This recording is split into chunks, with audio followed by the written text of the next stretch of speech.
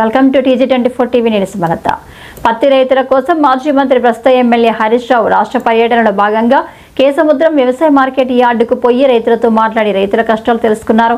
రైతులతో మాట్లాడి రైతుకున్న కష్టాలు, యూరియా, వరికి, పత్తికి మద్దతు ధర వస్తుందా లేదా అని, ఆ రేవంత్ రెడ్డి సర్కార్ ఇస్తున్నాడా, క్వింటాలకు 500 బోనస్ ఈ కాంగ్రెస్ సర్కార్ ఇస్తున్నదా, రాష్ట్ర ప్రభుత్వం ఇప్పటి వరకు ప్రభుత్వ ధాన్య కేంద్రాలు ప్రారంభించదు అని రైతును అడిగి తెలుసుకున్నారు. అనంతరం మీడియా సమావేశంలో మాట్లాడారు.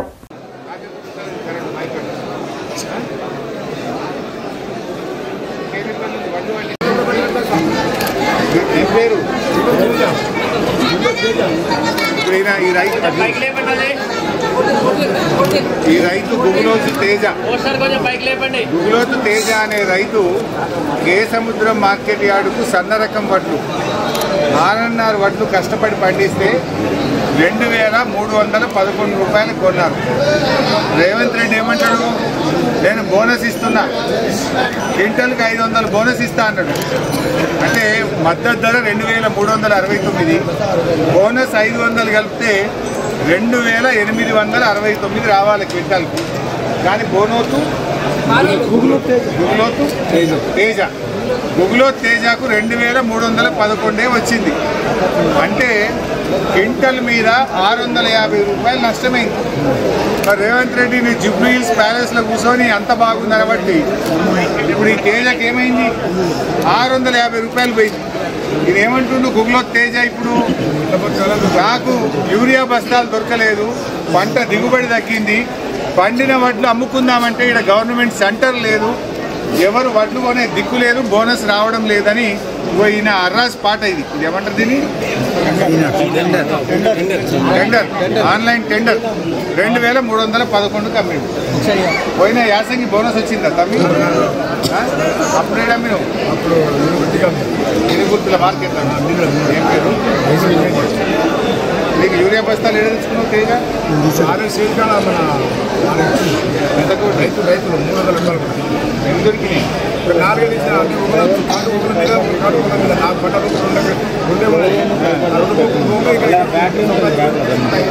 పోయినప్పుడు ఒక సంఖ్య 4 సరిపోయినాయా? మన ఒడ్ల పైసలు ఈ చెప్పు పైసలు పడ్డట్టు పడతాయి. ఇవాళ పడితే మళ్ళీ 2 నెలలకు 3 నెలలకు అట్లా పడతాడే కూడా తెచ్చుకున్నాయి. ఎకరంలో పడినాయా? ఎకరమా? 6 ఎకరం బరాబర్ 6 ఎకరంకి ఎన్ని వచ్చినాయి? 7 బస్తాలు 4, 3, 7 బస్తాలు. చాలా ఖర్చు పడింది. పంట మంచిగా పండలేదు. ఎందుకు? యూరియా బస్తాలు తక్కువైనాయి, దొరకలే టైం. యూరియా దొరకక పంట దిగుబడి తగ్గింది. ఆ పండిందన్న అమ్ముదామంటే ధర వస్తుంది, బోనస్ వస్తుంది.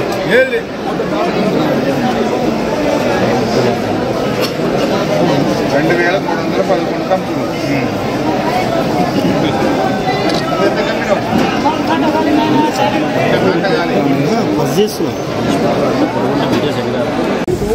టీఆర్ఎస్ పార్టీ ఇచ్చిన పిలుపు మేరకు మా గౌరవ ప్రజాప్రతినిధులు, మాజీ మంత్రి గారు, మాజీ ఎంపీ గారు, మాజీ శాసనసభ్యులు, ఎమ్మెల్సీ గారు అందరితో కలిసి కేసముద్రం మార్కెట్ యార్డ్ సందర్శించడం జరిగింది. కానీ ఇక్కడ పరిస్థితులు చూస్తే కళ్ళలో నీళ్లు వస్తూ ఉన్నాయి. ఆ రైతుల మాటలు వింటుంటే కడుపు తరుక్కపోతున్న పరిస్థితి. ఏ రైతును పలకరించినా కన్నీళ్లే తప్ప ఒక్కరి ముఖంలో కూడా సంతోషం లేదు. కేసముద్రం మార్కెట్ యార్డుకు ఈరోజు మేము ఇక్కడికి వచ్చి దాదాపు ఒక 10 మంది రైతుల్ని నేను పలకరించాను. ఉదాహరణకు గుగులోతు పీన, ఆయన RNR పంట పండించాడు వడ్లు, నెల్లికుదురు గ్రామము, 2525 రూపాయలకు వడ్లు ప్రైవేట్ అమ్ముకున్నాడు. రేవంత్ రెడ్డి గారు బోనస్ ఇస్తారు కదా అంటే, పోయిన యాసంగి బోనస్ ఇవ్వలేదు సార్, అందువల్ల నమ్మకం లేదు నాకు ఆయన బోనస్ ఇస్తాడని, అందుకే గవర్నమెంట్కి అమ్మలేదు సార్, ప్రైవేట్లో 2500కి అమ్ముకున్నాడు. నిజానికి ఆయన గవర్నమెంట్కి అమ్ముకుని ఉంటే 2869 రూపాయలు రావాలి. కానీ గవర్నమెంట్ మీద, రేవంత్ రెడ్డి మీద నమ్మకం పోయింది. యూరియా బస్తాలే ఇయ్యలేదు, పోయిన యాసంగి బోనస్ ఇయ్యలేదు, అందువల్ల నేను ప్రైవేట్ దళారులకు అమ్ముకున్నా అని చెప్పి నెల్లికుదురుకు చెందిన గుగులోతు పీనా గారు చెప్పారు. అదేవిధంగా మరో రైతు బుక్య రామ్కోటి గొట్లగూడ తండ బుక్య రామ్కోటిని మాట్లాడిస్తే 2581 రూపాయలకు అమ్ముకున్న సార్ అన్నాడు. ఆయన బాధ అయితే వర్ణా తీరం.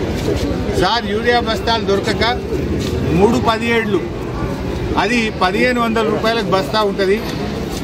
యూరియా దొరకక 317 1500 రూపాయలకు ఒక బస్తా కొనుక్కొచ్చి యూరియా చల్లిన మరి చాలా ఇబ్బంది జరిగింది. పెట్టుబడి కూడా రావడం లేదు. అటు యూరియా దొరకక 300 రూపాయలకు సంచికి బదులు 1500 రూపాయలకు ఒక సంచి 317 తెచ్చేసిన అని చెప్పిండు. వడ్లు అమ్ముదామంటే బోనస్ రావడం లేదు. మేము ఈ ప్రభుత్వ కొనుగోలు కేంద్రమే లేదు. ఇంత పెద్ద కేసముద్రం మార్కెట్, వరంగల్ తర్వాత అతిపెద్ద మార్కెట్. ఇవాళ ఈ మార్కెట్లో ప్రభుత్వ కొనుగోలు కేంద్రం ఇవాళకి కూడా ప్రారంభం కాలేదు. కేసముద్రం మార్కెట్లో వడ్ల కొనుగోలుకు సంబంధించిన కేంద్రమే లేదు. మొత్తం వడ్లన్నీ దళారుల పాలైతా ఉన్నాయి. ఇవాళ పాపం రామ్కోటి 2581కి అమ్ముకున్నాడు. యూరియా దొరకక 317 వేసుకున్నా అని చెప్పాడు. రైతు బంధు కూడా 2 పంటలకు ఇచ్చిండు, 2 పంటలు ఎగ్గొట్టిండు అని చెప్పిండు రామ్కోటి. మరొక రైతు వెంకన్న, ఈయన అమీనాపురం గ్రామానికి చెందిన వెంకన్న సన్న రకం వడ్లు తెచ్చి 2400కే అమ్ముకున్నాడు. ఆయనకు 2869 రావాలి, బట్ 2400కే అమ్ముకున్నాడు. అంటే 469 రూపాయలు ఒక క్వింటాల్కు వెంకన్న నష్టపోయిండు. అయ్యా రేవంత్ రెడ్డి గారు, నువ్వు ఆ జూబ్లీ హిల్స్ ప్యాలెస్లో కూర్చొని అంత బాగుంది అనుకుంటున్నావు. ఒక్కసారి రా కేసముద్రం మార్కెట్, ఒక్కసారి రా వరంగల్ మార్కెట్. రైతులు శాపనార్థాలు పెడుతున్నారు నీకు, నీ ప్రభుత్వానికి. రైతుల కళ్ళల్లో కన్నీళ్లు తిరుగుతూ ఉన్నాయి. ఈరోజు నువ్వు యూరియా ఇయ్యలేదు, రుణమాఫీ సగం కూడా చేయలేదు, రైతు బంధు 2 సార్లు ఎగ్గొట్టినవు, బోనస్ ఒక్కసారి ఇచ్చి ఒక్కసారి ఎగ్గొట్టినవు. రైతులకు నీ మీద నమ్మకం పోయి ఇవాళ వడ్లు దళారులకు అమ్ముకుంటున్న పరిస్థితి వస్తూ ఉంది. అదేవిధంగా మరొక రైతు గుగులోతు తేజ, ఈయన యూరియా దొరకలేదని నేను 2020 తెచ్చేసిన సార్ అని చెప్పి. అంటే ఎందుకు వేసిన 2020 అంటే మరి ఏం చేయమంటావు సార్, యూరియా దొరకలే, 1150 రూపాయలకు ఒక సంచి 2020 తెచ్చిన, ఒక్క యూరియా బస్తా దొరికితే అది ఇది కలిపి చల్లిన సార్ అంటూ. ఇవాళ గుగులో తేజ కూడా వడ్లు 2311కే అమ్ముకున్నాడు. ఏందయ్యా బాబు అంటే, సార్ ఈ రేవంత్ రెడ్డి బోనస్ ఇయ్యడు సార్ అని నమ్మకం లేదు సార్, అందుకే 2311కు మార్కెట్లో అమ్మేసిన అంటూ. ఇవాళ ఏ రైతును కదిలిచ్చినా ఇదే పరిస్థితి కనబడతా ఉంది. అదేవిధంగా ఒక మహిళా రైతు గోడ హల్య 10 రోజుల క్రితం మక్కలు తెచ్చినట్ట మార్కెట్, 10 రోజుల నుంచి మక్కలు కొంటలేరు, 10 రోజుల నుంచి ఇక్కడనే ఉన్నా అని బోడ హల్య అనే రైతు తన ఆవేదన వెలుబుస్తూ ఉన్నాడు. మరి అదేవిధంగా మరొక రైతు బానోతు యాకూబ్ మక్కలమ్మి 15 రోజులైంది, ఇప్పటిదాకా ₹1 పేమెంట్ కాలేదు అంటున్నాడు. మార్క్ఫెడ్కు ఇదే కేసముద్రం మార్కెట్లో 15 రోజుల కింద బానోతు యాకూబ్ మక్కలమ్మి 15 రోజులైంది, ₹1 రాలేదు.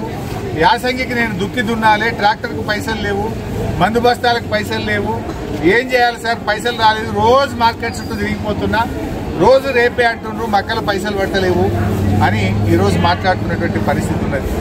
మొత్తంగా చూస్తే పరిస్థితి ఇటు మక్క రైతులను చూసినా అటు వడ్ల రైతులను చూసినా చాలా బాధాకరమైన పరిస్థితి. మేము పత్తి అయితే కొనే దిక్కే లేదు.